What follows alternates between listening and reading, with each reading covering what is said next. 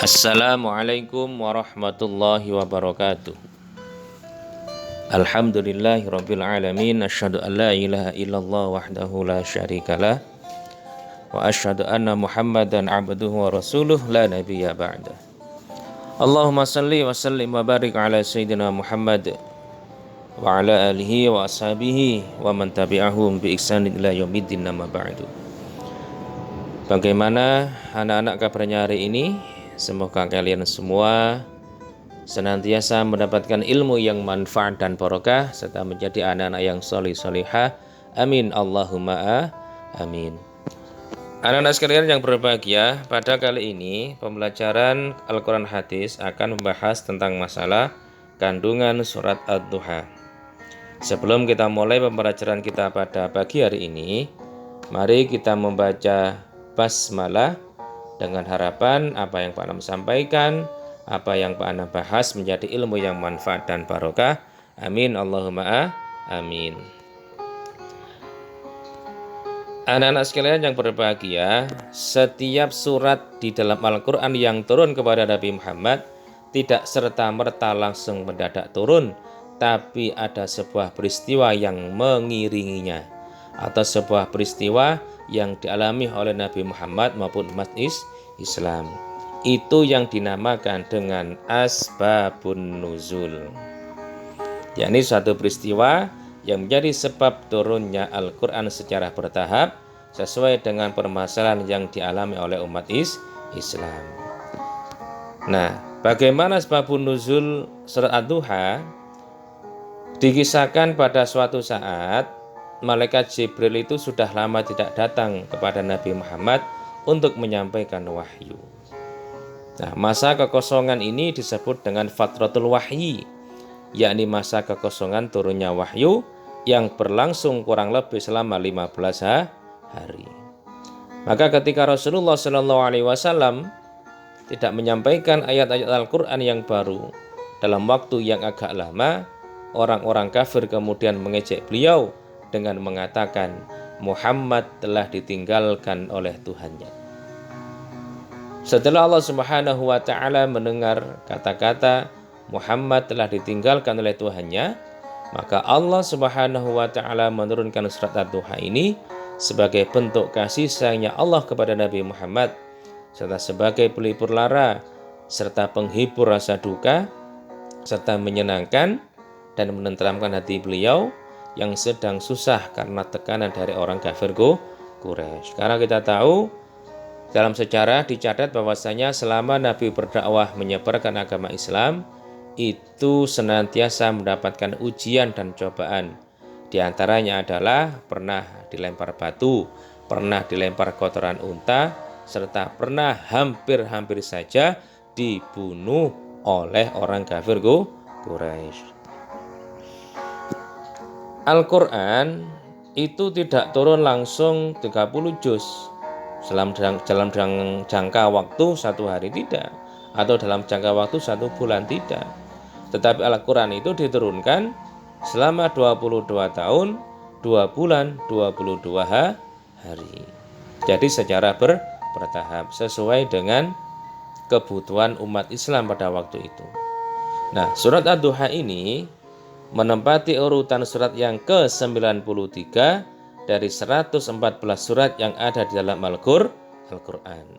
Dan surat Ad-Duha terdiri dari 11 ayat dan tergolong surat Makkiyah karena diturunkan sebelum Nabi hijrah ke Madinah. Anak-anak sekalian yang berbahagia, ada beberapa kandungan dari surat Ad-Duha yang wajib kita pelajari. Dan semoga dengan barokahnya surat Ad-Duha nanti kita semua menjadi orang-orang yang pandai mensyukuri nikmatnya dan bukan orang-orang yang pandai mengkufuri nikmatnya, serta semoga kita menjadi orang yang senang bersedekah. Kandungan surat Ad-Duha diantaranya adalah Allah tidak pernah meninggalkan atau membenci Nabi Muhammad hanya karena persoalan tidak turunnya wahyu selama 15 hari.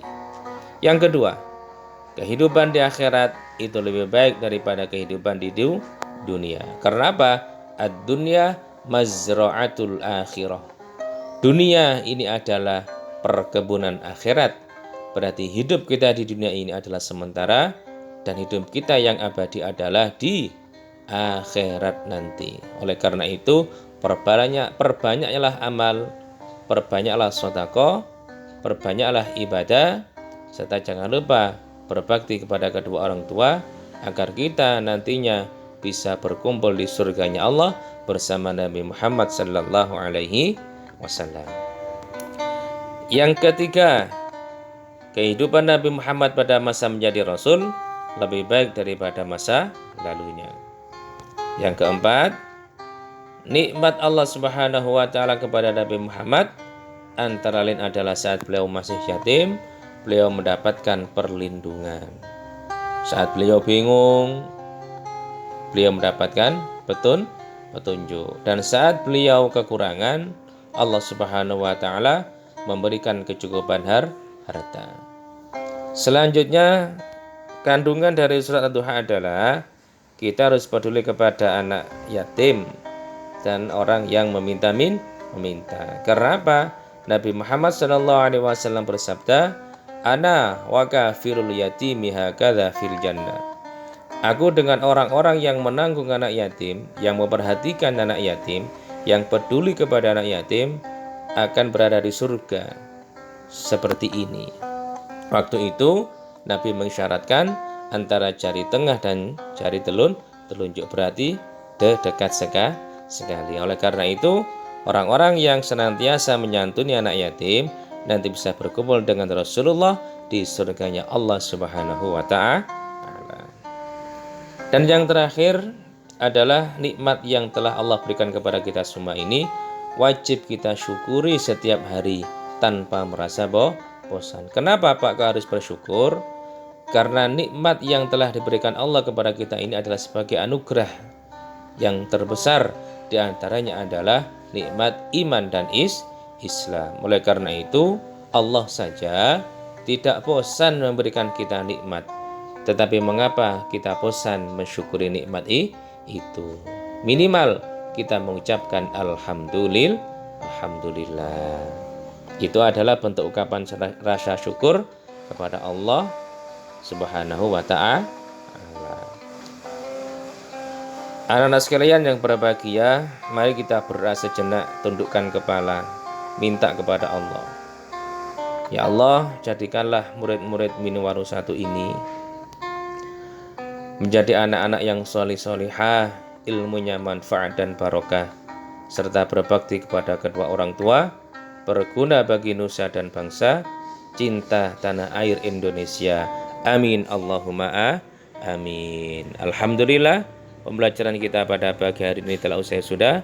Mudah-mudahan apa yang Pak Nam sampaikan menjadi ilmu yang manfaat dan barokah. Hadanallahu wa iyyakum ajma'in. Wassalamualaikum warahmatullahi wabarakatuh.